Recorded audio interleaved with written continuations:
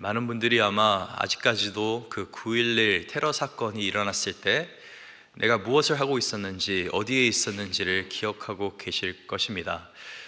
벌써 이 24년 전 일인데 그래도 정말 어제 일과 같이 그 사건이 기억이 납니다. 왜냐면은 그 세계의 경제 중심지인 뉴욕 한가운데에 있는 그 세계 무역센터라고 하는 상징적인 건물에 비행기 2대가 충돌을 하고 또 그 건물이 무너지고 또 그뿐만 아니라 저희 워싱턴 DC에도 펜타곤 쪽에서도 이렇게 좀 이제 충돌이 있고 여러 가지 사건들 있는 것을 보면서 참 영화가 같다라는 생각을 저도 그걸 보면서 했던 것 같습니다. 저도 그때는 한국에 있었고 제 아파트에서 뉴스로 이렇게 아침에 소식을 접했었는데 정말 그 모습을 보는 게 너무나 충격적이었던 것 같습니다. 근데 이 예수님 당시에 유대인들에게 이 9.11 테러보다 더 충격적으로 다가올 수 있는 사건이 바로 성전이 무너지는 사건이었습니다. 세계 무역센터라고 하는 것은 뭐 무너지면은 다시 지으면 되지만은 성전이라고 하는 것은 하나님의 임재와 또 하나님의 또 축복, 하나님의 함께하심을 상징하는 그러한 크고 또 넓고 무엇보다도 정말 중요한 그런 건물이었습니다. 그래서 유대인들에게 이 성전이 무너진다라고 하는 것을, 완전히 없어진다라고 하는 것은 이 종말 때나 일어날 법한 정말 무서운 일이었었습니다. 그래서 예수님께서 이 마가복음 13장의 성전을 바라보시면서 이 돌들이 하나도 남아있지 않을 것이다 라고 말씀하셨을 때 이 제자들이 충격을 받은 것 같습니다. 도대체 왜 이렇게 아름답게 지어진 하나님의 전이 무너지게 될 것인가? 왜 여기에 있는 그 모든 것들이 사라지게 될 것인가? 그래서 그들이 질문한 것이, 혹시 예수님 지금 종말의 때입니까? 언제 이 일들이 일어나겠습니까? 라고 질문을 하고 있는 것입니다. 그 질문에 대해서 예수님께서는 이 종말의 마지막 때에 어떤 일들이 일어날 것인지 여러 가지 표적들을 이렇게 이야기하셨고, 그리고 어제 본문에 드디어 이 종말에 어떻게 보면 그 끝인 인자가 돌아올 것이다 라는 것을, 구름을 타고 큰 권능과 영광을 안고 오는 것을 사람들이 보리라 라고 성경이 기록을 합니다. 그래서 예수님께서 다시 돌아올 것인데, 이번에 돌아오실 때는 겸손의 왕으로 돌아오시는 것이 아니라 영광의 왕으로 내가 돌아올 것이다 라는 것을 보여주고 계시는 것입니다. 또 다니엘서에 있는 말씀을 인용해서 그렇게 하시면서 이 모든 구약과 또 예수님께서 하신 모든 예언들이 결국엔 이루어질 거라고 지금 말씀하고 계시는 것입니다. 지난 주말에 이제 DC에는 벚꽃이 만개를 했다고 이야기를 들었습니다. 저도 이제 보러 갈까 말까 늘 고민이 되는 것 같습니다. 벚꽃은 보고 싶은데 사람은 너무나 많아, 벚꽃보다 사람이 많아서 한번 갔다가 너무나 이제 혼난 적이 있어서 화장실을 못 찾고 막 어렵고 힘들고, 그래서 그 후로는 잘 이렇게 쉽게 가지 못하게 되는 것 같습니다. 근데 DC에 살면서, 이 버지니아에 살면서 느끼는 것이, 벚꽃이 필 때쯤이면 봄이 오는구나 라는 그 느낌이 있습니다. 근데 그와 비슷하게 우리가 나무를 보면은 이 어떤 시기인지 어떤 때인지를 알 수가 있습니다. 예수님도 비슷한 말씀을 하시는데, 오늘 본문 28절에 무화과 나무의 비유를 배우라. 그 가지가 연하여지고 잎사귀를 내면 여름이 가까운 줄을 아나니, 이와 같이 너희가 이런 일이 일어나는 것을 보거든 인자가 가까이 곧 문 앞에 이른 줄 알라. 그래서 예수님께서 오시는 것이, 그 사인들이, 이 상징들이, 또 변화가 일어나는 것들이 결국에는 예수님의 재림이 가까이 다가왔다라고 지금 말하고 있는 것입니다. 그리고 실제로 예수님께서 이미 언급하셨던 성전이 무너지는 사건도 이미 일어났었고, 여러 가지 어떻게 보면은 예수님께서 예언하신 것들이 많은 부분들이 저희가 사는 세상 가운데서 볼 수가 있습니다. 그 말은 뭐냐면은 저희가 지금 마지막 때 가운데 살아가고 있다는 것입니다. 예수님께서 언제든지 돌아오셔도 이상하지 않다라는 것을 예수님께서는 말씀하고 계시는 것입니다. 그러면서 이제 30절과 31절에 이 예언이 얼마나 확실한지를 말씀하시는데, 30절입니다. 내가 진실로 너에게 말하노니 이 세대가 지나가기 전에 이 일이 다 일어나리라. 천지는 없어지겠으나 내 말은 없어지지 아니하리라. 이 땅 가운데 우리가 보는 그 많은 것들이 영원할 것 같은 것들이 우리가 비싼 돈을 주고 구입하고 모으고 가꾸고 또 투자하는 모든 것들이 결국에는 우리의 몸을 포함해서 다 사라질 것들입니다. 그렇게 생각하면은 사실 어떻게 보면 좀 허망한 부분도 있는 것 같습니다. 근데 예수님께서 말씀하시는 것이 이 땅에 있는 것들이 다 사라질 것이지만은 결국에는 끝이 오면 새로운 시작이 올 것이다 라고도 말씀을 하십니다. 우리가 끝을 기다리는 이유는 거기서 끝나는 것이 아니라 분명히 새 땅과 새 하늘과 또 하나님의 나라가 이 땅 가운데 온전히 임할 것이기 때문에 그것을 바라보면서 기다리고 있는 것입니다. 그래서 천지는 없어지겠으나 이 여호와의 말씀 또 예수님의 말씀은 없어지지 않습니다. 그 말은 뭐냐면 우리가 어디에 소망을 두면서 살아야겠습니까? 사람의 말에 소망을 두면서 살아야겠습니까? 이 땅에 보이는 것들에 소망을 두면서 살아야겠습니까? 아니면은 변하지 않는, 없어지지 않는 영원하신 그리스도의 말씀을 붙잡으면서 우리가 살아가야겠습니까?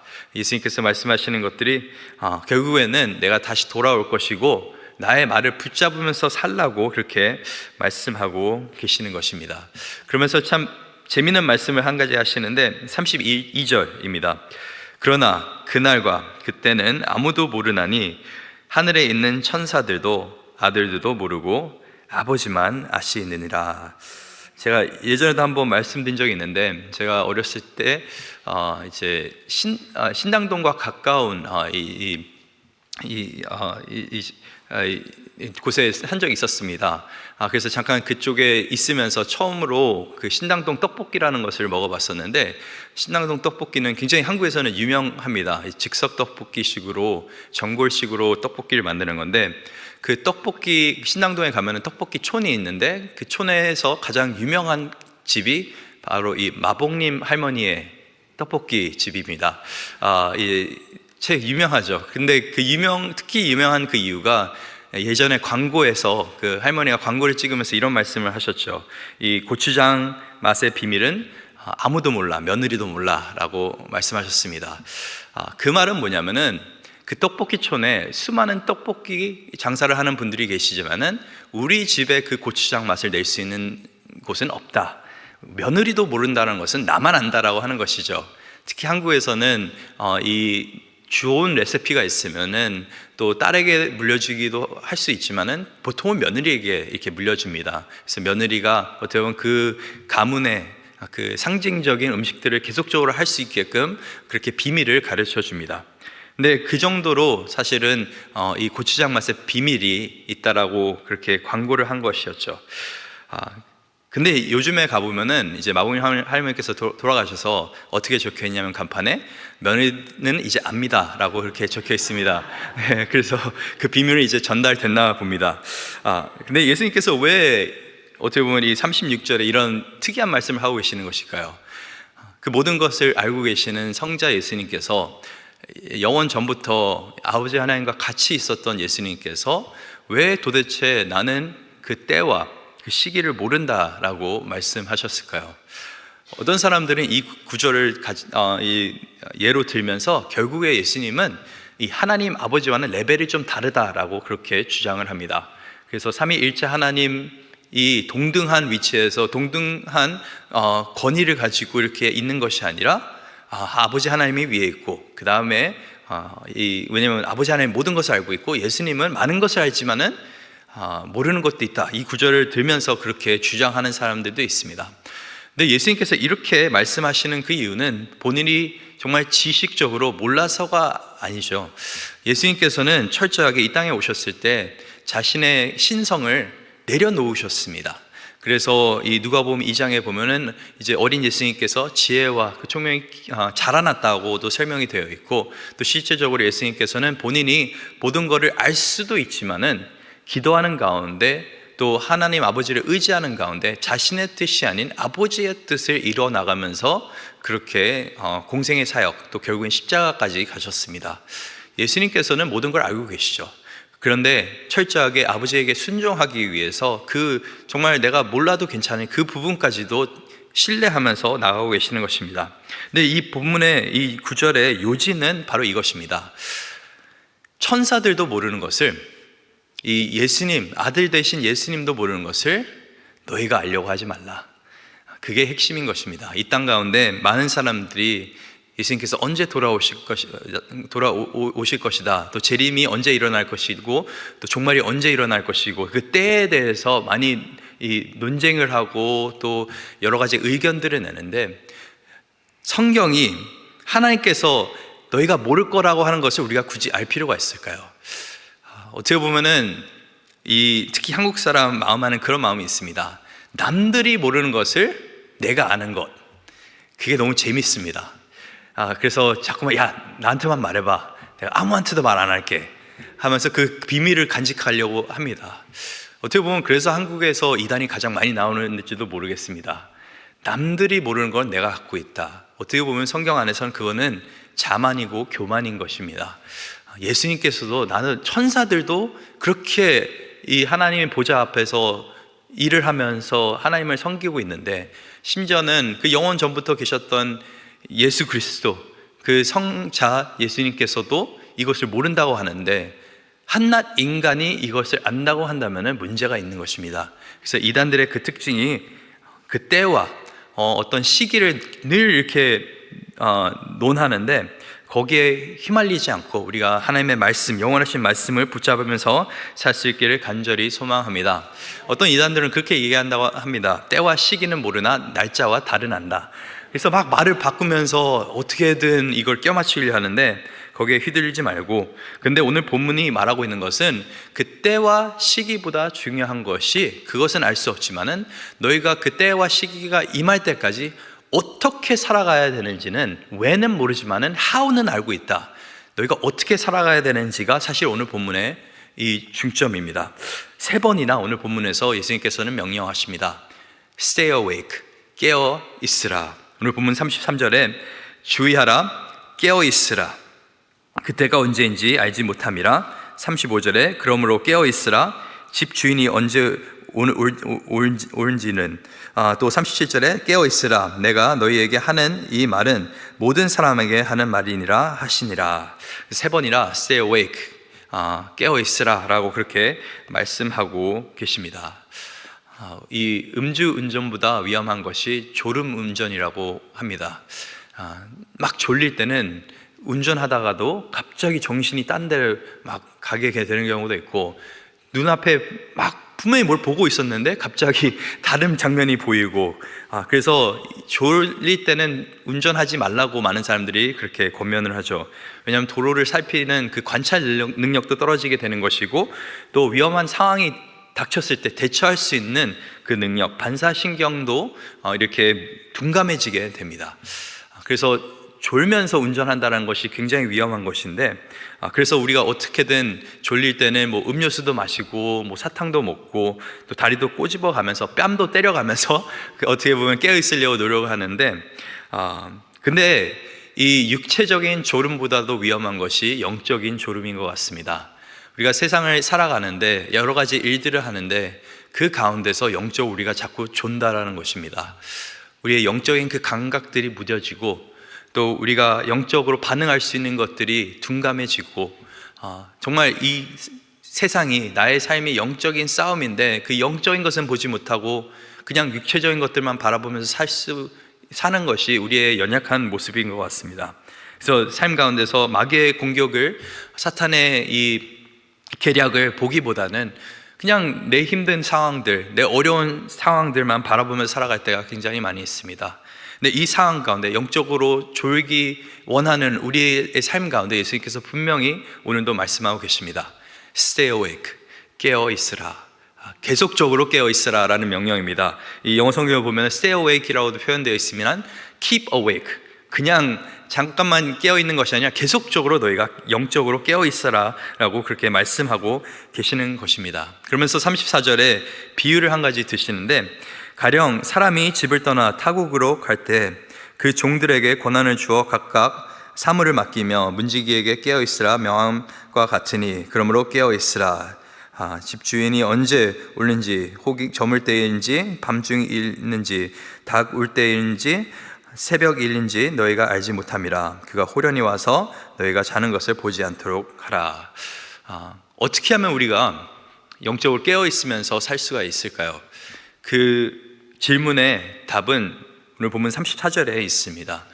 그냥 깨어 있다라고 하는 것은 아무것도 하지 않고 가만히 있으면서 예수님 돌아오세요, 돌아오세요 기다리는 것이 아니라 34절에 보니까 너희가 종처럼 깨어 있으라라고 되어 있습니다. 주인이 언제 돌아올지 모르니까 너희가 문지기가 되어서 늘 너희가 해야 되는 일, 너희에게 맡겨준 그 일을 충성되게 하면서 깨어 있으라라고 그렇게 말씀하고 계시는 것입니다. 우리는 참 어떻게 보면은 예수님께서 언제 돌아오실지 모르니까, 내일을 모르니까 나는 미래에 대해서는 걱정 안 할래, 계획을 안 하면서 살래 라고 하면서 오늘의 내가 그냥 오늘의 것을 누리면서 살아갈 때가 굉장히 많이 있습니다. 근데 이 미래를 알 수 없기 때문에 그냥 미래를 걱정하지 말고 오늘만 살라고 하는 것이 아니라, 미래를 우리가 분명히 알고 있습니다. 언젠가는 예수님께서 돌아오실 거로는 알고 있는데 그 시기를 모르니 우리가 내일이라도 예수님께서 돌아오실 것처럼 생각하면서 오늘 하루를 충성되게 살아가야 된다는 것입니다. 거기에서 34절에서 말하는 것이 종들에게 권한을 주어라고 되어 있는데, 그 종이라고 하는 단어가 바로 이 둘로스라고 하는 단어입니다. 그래서 종이라고도 되어 있지만은 노예인 것이죠. 철저하게 예수님께 속한 사람으로 살아가라고 하는 것입니다. 너의 뜻이 아닌, 너의 생각대로가 아닌 너의 주인이 말하는 그대로, 너의 주인이 맡겨준 그대로 살라고 하고 계시는 것입니다. 그래서 깨어 있으면서 종말의 때 또 예수님의 재림을 기다리고 있다는 것은 내가 오늘 하루도 내가 어떤 역할을 해야 되는지, 내가 어떤 임무를 가지고 살아가야 되는지를 분명히 알고 살아가는 것이 깨어 있는 것입니다. 내가 단순하게 이 땅에 밥 벌면서 밥 먹으려고 살아가는 것이 아니라, 그냥 적당하게 내가 웃으면서 살아가려고 하는 것이 아니라, 정말 이 땅에 그 잃어버린 영혼들이 있고 하나님 모르는 영혼들이 있는데, 또 이 땅 가운데 소망 없이 살아가는 그 많은 사람들이 있는데, 또 하나님께서 우리에게 그 믿음의 청지기로서 이 땅 가운데 빛과 소금으로 살아가고 그렇게 말씀하셨는데, 그것을 인지하면서 살아가는 그 역할이, 그 삶이 바로 깨어있는 삶인 줄 믿습니다. 그래서 오늘 하루도 우리가 예수님의 참된 또 이런 청지기로서, 또 하나님의 종으로서 살아갈 수 있기를 간절히 소망합니다. 제가 요즘에 이제 말씀을 읽으면서 한 가지 느꼈던 것이, 많은 사도들이 성경 말씀을 기록했습니다. 뭐 사도 바울부터 시작해서 뭐 베드로도 있고, 또 예수님의 형제 야고보도 있고, 또 유다서를 적은 유다도 있고, 여러 가지 사람들이 있는데, 근데 그 사람들이 편지를 시작하는 그 내용을 보면은 가장 많이 등장하는 소개글을, 자신을 소개하는 그 단어가 뭔지 아십니까?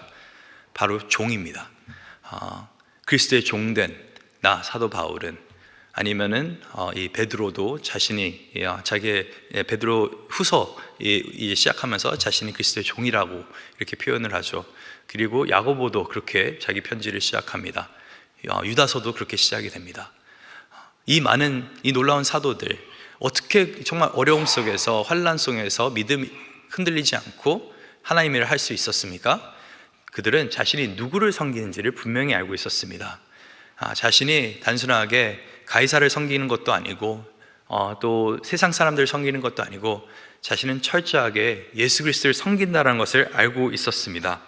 예수님의 종으로 살아간다는 것, 어떻게 보면은 좀 답답하고 또 이렇게 좀 무겁다라는 생각이 들 수도 있습니다. 왜냐하면은 미국 땅을 살고 있는 우리가 종으로 산다는 것, 노예로 산다는 것이 어떻게 보면 잘 상상이 되지 않는데, 그런데 전에도 한번 말씀드린 적이 있지만은, 내가 무엇을 하면서 살아가는 것보다 내가 누구를 위해서 일하면서 살아가느냐가 더 중요한 것입니다. 내가 보잘것없는 일을 한다 하더라도 대통령을 위해서 일한다면 그 일은 가치 있는 일이 되는 것입니다. 만약에 제가 뭐 목회하기 전에 저희가 뭐 애플에 잠깐 다녔습니다. 아마존에서 일 좀 했습니다. 막 이러면은 다른 사람들이 아마 저를 다르게 볼 것입니다. 왜냐면은 야, 애플과 일했어? 아마존과 일했어? 그렇게 하면은 저 사람이 저 정도 능력이 되는구나. 근데 제가 어떤 일을 했는지를 말씀드리지는 않았습니다. 애플에서 화장실 청소를 했는지, 아마존에서 그냥 배달했는지를 말씀드리지 않고, 근데 누구를 위해서 일하느냐가 어떻게 보면 우리의 인생의 가치에 많은 것을 가치를 부여하는 경우가 있습니다. 우리가 한 회사나 사람을 위해서 일하는 것도 그렇게 대단하게 보는데, 우리가 삶 가운데서 참 우리가 하나님 나라의 일꾼으로 살아갈 자격이 없는 사람들인데, 예수님의 종으로 살아갈 자격이 없는 사람들인데, 예수님께서 우리를 구원하시는 것도 너무나 감사한데 우리를 택하여 주셔서 우리가 하나님의 나라를 위해 살아갈 수 있게 그렇게 불러주셨습니다. 하나님의 일꾼으로 살아갈 수 있다는 것은 놀라운 특권인 것이고 놀라운 축복인 것입니다.